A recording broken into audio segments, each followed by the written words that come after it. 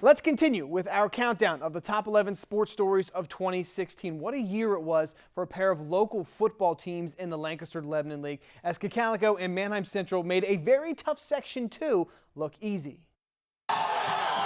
Cocalico started off the 2016 campaign 0-2, but quickly rattled off 5 straight wins against quality opponents like Garden Spot, E-Town, and Manheim Central. In fact, the Eagles' Week 5 win over Central was the Barons' only blemish in the entire regular season. Gets to the outside and gets to the end zone. Touchdown, Cocalico. Our kids believed in one another. We had a great week of practice, and at the end of the game, it's a 50-50 game. Both teams played pretty well. Both teams made dumb mistakes. Both teams didn't capitalize on things, but we were fortunate to come out ahead, and we're proud of the kids and their effort.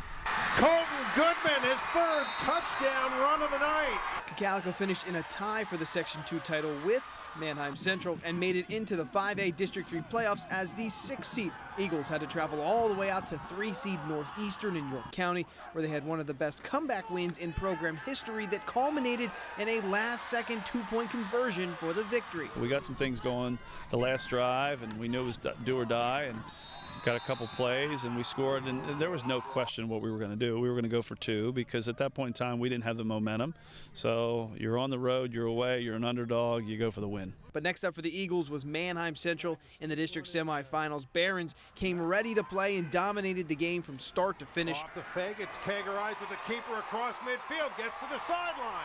Winning 50-13, their 6th straight win over Cocalico in the playoffs. Speaking of those Barons, another great season for them, finishing 9-1 in the regular season and brought home a share of that Section 2 crown. Aside from that loss to Cocalico, Manheim dominated all other opponents on their way to a number 2 seed in the 5A playoffs. Cedar Cliff's a 9-1 team. We're familiar with them. They're familiar with us. We know they're a good team, but I think we're a good team too. So I think it's going to be a clash of the Titans on Friday night.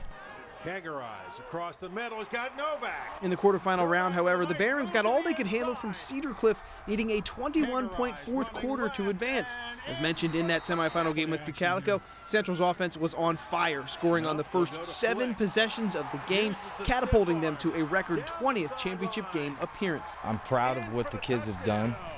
They work awfully hard to get to this point. That hasn't changed. So, we're just trying to keep this train moving in the right direction and get back to the district title game every year. Kagerized looking for Royer, and he makes a one-handed grab. In that title game versus a very athletic Harrisburg team, Central took an early lead, but it was all Cougars from there on out and an eventual 2nd place finish for the Barons. But despite the loss, Manheim Central adds another successful season to the record books.